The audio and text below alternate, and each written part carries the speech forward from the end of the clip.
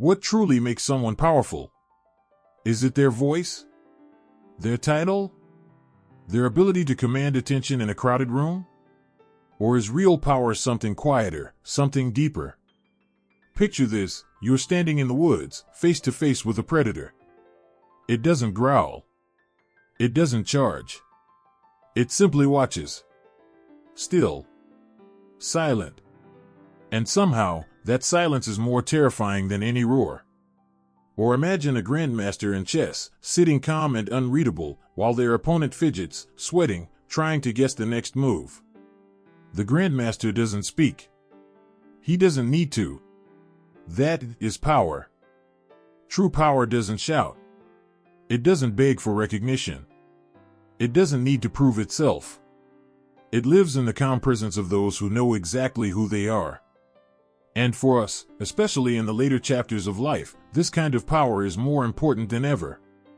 Because when you've seen enough of the world, you know, strength isn't found in noise, but in control, restraint, and unshakable presence. In this video, we'll explore 7 quiet strategies, rooted in Stoic wisdom, that make people think twice before ever trying to cross you. Learn these, and you won't need to say a word to earn respect. Let's begin. Strategy number 1. Master your emotions, the silent power that disarms your enemies.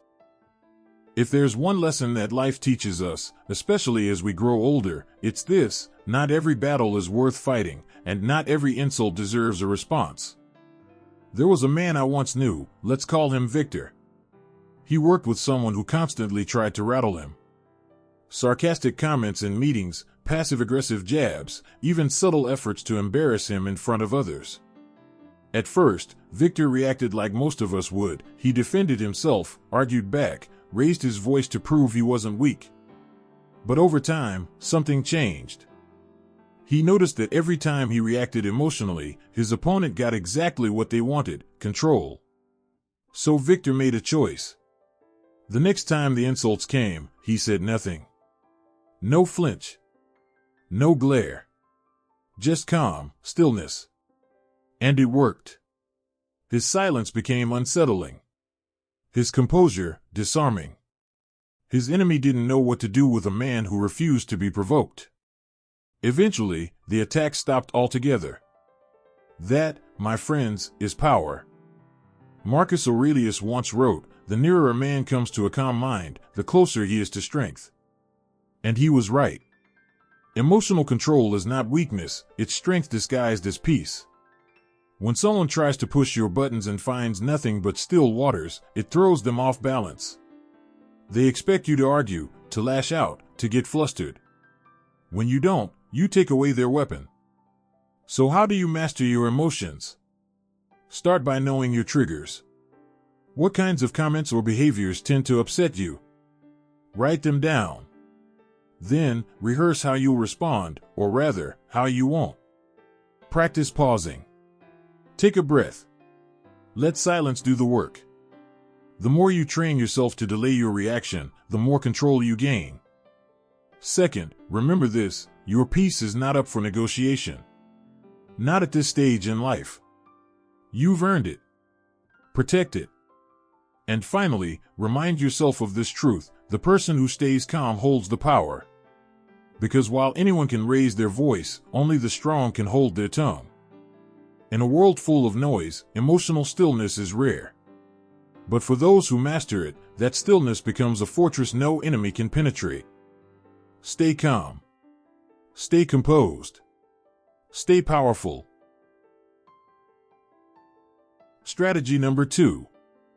Maintain an unshakable presence, the quiet force that. You've likely heard the saying, "Still waters run deep." There's wisdom in that. Because true confidence, real, lasting strength, doesn't need to shout. It doesn't need to be flashy or loud. It simply is. Picture a man who walks into a room without saying a word, and yet everyone notices. He doesn't demand attention, but he gets it anyway. That's what we call an unshakable presence. And the older we get, the more we understand, presence is power. Take Marcus, a man I used to admire. He wasn't particularly tall, nor did he speak often. But whenever he entered a room, conversations naturally quieted. Not out of fear, but out of respect. There was something in the way he carried himself. Straight posture. Calm eyes. Movements that were slow and deliberate. He didn't fill the space with noise, he filled it with energy. Solid. Grounded. Real. You don't need wealth or titles to build that kind of presence. What you need is certainty. When you know who you are, what you believe in, and what you stand for, the world picks up on that. Without you saying a word. Lao Tzu once said, "Silence is a source of great strength." And it's true. Especially today, in a world drowning in noise and shallow talk, silence, when it comes from a place of self-assurance, is magnetic. So how do you cultivate this kind of presence? First, stand tall. Your posture matters more than you think. Shoulders back. Chin level. Feet planted firmly. You don't have to move fast, move with purpose. Every step should feel like it belongs. Second, protect your energy. Avoid fidgeting. Speak only when necessary. And when you do speak, let your voice carry weight, not volume. Finally, embrace the power of stillness. You don't have to fill every silence. Let people lean in. Let them wonder. There's power in that. In the end, the most respected person in the room is often the one who doesn't ask for respect, but embodies it. And as someone who's lived through life storms, you already have that strength within you. Walk in it. Own your space. And let your quiet confidence speak volumes.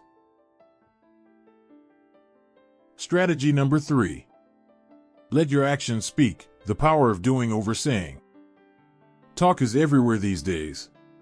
Promises, opinions, grand plans, it's all too common to hear people say what they're going to do. But as you've likely learned through life, words are cheap. Actions, on the other hand, are priceless. True strength isn't about how loud you speak. It's about what you do when no one's watching. It's about discipline, follow-through, and living your values without the need for applause. That's what makes others respect you, not because you claimed greatness, but because you proved it.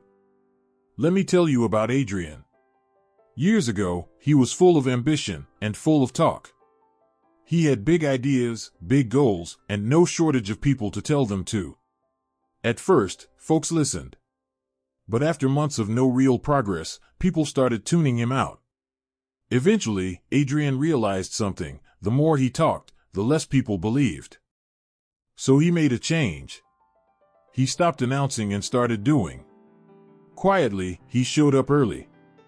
Stayed late. Built his skills. Day by day, his life started to change, and people began to notice. Not because he told them to, but because they saw it for themselves. That's the power of silent action. The Stoics understood this well. Epictetus said, "Don't explain your philosophy. Embody it." In other words, you don't need to prove your worth through speeches. Prove it by how you carry yourself, how you treat others, how you respond under pressure. So how do you let your actions speak for you? First, stay consistent. Whether it's your habits, your relationships, or your work, show up. Keep showing up. Let time and effort build your reputation. Second, pursue excellence. You don't have to be the best, but you can always give your best. When people see you take pride in what you do, no matter how small, they take notice. And third, keep going, even when no one's clapping. The right people are always watching. And your results will speak louder than any speech ever could. At this stage in life, you don't need to impress anyone. You simply need to live with quiet integrity. Let your life be the proof of your values. Because when your actions speak for you, everyone listens. Strategy number 4. Never react to insults, turning provocation into power. We've all been there. Someone throws a jab, maybe a sarcastic remark in a meeting, a passive-aggressive comment at a family gathering, or a flat-out insult meant to sting. The natural reaction? Defend yourself. Fire back. Prove them wrong. But here's the truth. The moment you react emotionally to an insult, you give away your power. There was a woman I once knew, let's call her Celeste. She worked with a colleague who made a habit of undermining her in meetings, tossing out rude comments wrapped in humor. At first, Celeste would argue, defend herself, even confront him directly. But nothing changed. In fact, it got worse. Until one day, she did something different. She said nothing. No reaction. No glare. She just stayed calm, composed, and moved on. And something strange happened. Her colleague started fumbling. The jokes lost their edge. The attention turned, not to her, but to him. She had flipped the power dynamic by doing nothing at all. That's what Stoic wisdom teaches us. Epictetus once said, "It's not what happens to you, but how you react to it that matters." An insult is just noise until you let it in. And when you refuse to engage, you rob the other person of the reaction they're craving. So how do you build that kind of emotional armor? First, pause. When an insult lands, don't respond right away. Take a breath. Let your silence speak for you. Second, hold your dignity. Don't stoop to their level. Remember, your value doesn't shrink just because someone else fails to see it. And third, master the art of indifference. Not coldness, not arrogance, just calm detachment. When you can smile inwardly and move on, you show strength far greater than any comeback could deliver. At this stage in life, you've seen enough to know that not every comment deserves your energy. Your peace is too valuable. Your presence too steady. Let others waste their breath trying to provoke you. You stay grounded. Because the most powerful person in the room is the one who cannot be provoked. Strategy number 5.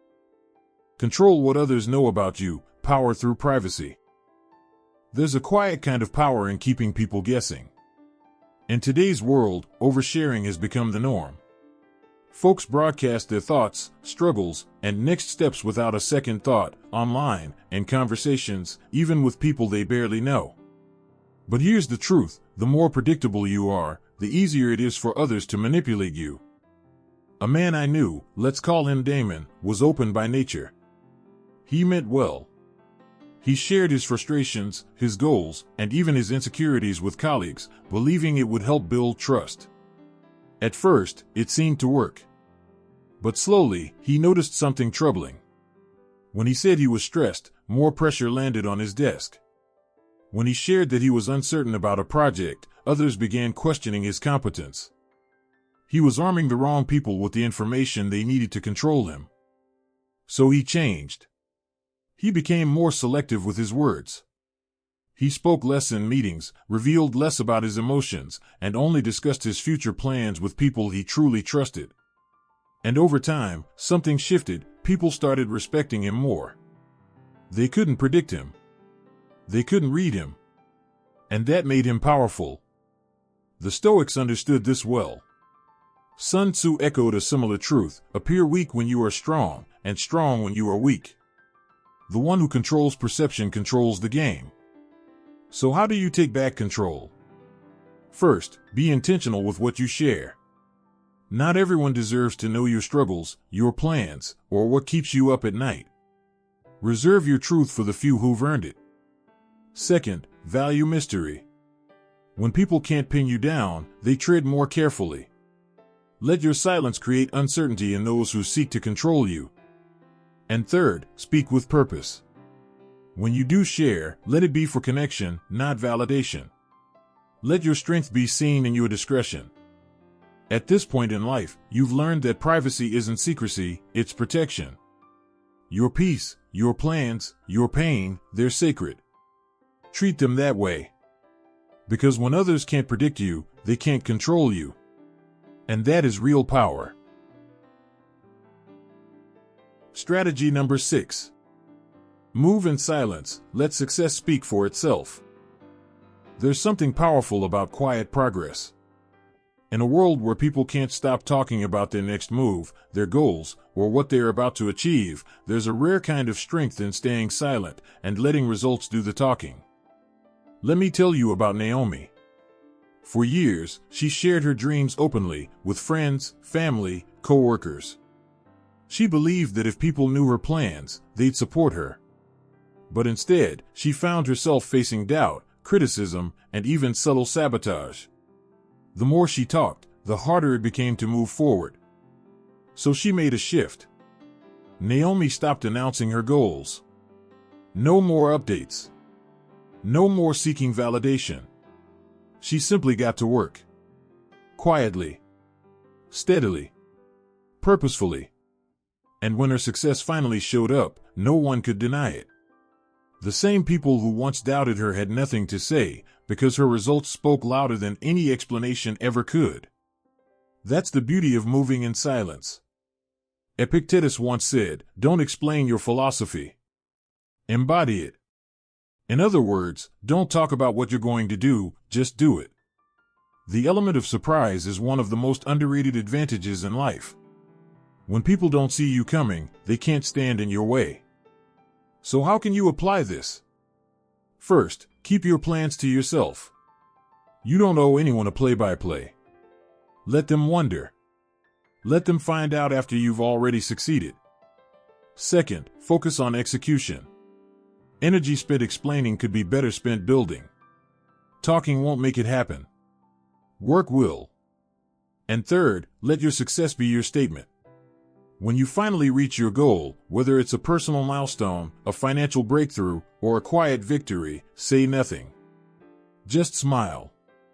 Let others do the talking for you. At this stage in life, you don't need approval. You need peace. You need progress. And the best way to protect that progress is to shield it from unnecessary eyes and voices. Because when you move in silence, you move without interference. And when the results arrive, they'll speak louder than anything you could have said. Quiet moves. Big impact. That's how you win. Strategy number 7. Be unapologetically yourself, no excuses, no adjustments. There's a certain peace that comes with age, a quiet realization that you no longer need to prove yourself to anyone. When we're younger, we often bend ourselves to fit in. We laugh at jokes we don't find funny. We stay silent when we should speak. We downplay our talents, beliefs, or convictions just to make others comfortable. But the truth is, the older you get, the less you need permission to be exactly who you are. Let me tell you about Elias. For most of his life, he was what you'd call a people pleaser. He was kind, agreeable, and well-liked, but always at a cost. He adjusted his personality to match every room he walked into. He watered himself down. Until one day, in his early 60s, he looked in the mirror and asked, "Do I even recognize the man I've become?" That day, he made a choice. He stopped apologizing for his opinions. He stopped shrinking to make others feel bigger. And something remarkable happened. People began to respect him more. Not because he changed who he was, but because he finally owned who he was. That's what Stoic philosophy teaches. Freedom isn't found in pleasing others, it's found in standing tall in your own truth. Epictetus once said, "Freedom is the only worthy goal in life." It is won by disregarding things that lie beyond our control. And what lies outside your control? Other people's opinions. So how do you live this out? First, stop seeking validation. You've lived a full life, your story is enough. You don't need applause to feel worthy. Second, embrace what makes you different. Whether it's your perspective, your background, your quirks, own them. The right people will appreciate you, not in spite of your uniqueness, but because of it. And third, set your own standard. You don't need to follow trends or conform to anyone's expectations. You've earned the right to live life on your terms. At this stage, authenticity isn't a luxury, it's a responsibility. Because every time you show up as your true self, you give others permission to do the same. So don't apologize. Don't shrink. Don't adjust who you are to make others comfortable. Stand firm. Be proud. And watch how the world learns to respect the real you. Conclusion. By now, you've seen the pattern. Real strength doesn't come from noise, bravado, or trying to prove yourself. It comes from within. It's in the man who holds his tongue when others shout. The woman who walks into a room and doesn't need to speak to be noticed. The one who's steady, unshaken, and sure of who they are, without needing applause or permission. The Stoics knew this long ago. Power doesn't need to announce itself. It simply exists. It shows up in emotional control, in quiet confidence, in consistency, and in the refusal to be pulled into other people's chaos. At this stage in life, you don't need to chase approval. You've earned your wisdom. You fought your battles. Now is the time to live with the kind of presence that speaks louder than words ever could. So stay calm. Stay steady. Stay silent when needed, and strong always. Because when the world watches you and senses that nothing can shake you, they begin to understand that person is not to be underestimated. And that, my friend, is the kind of power that never fades.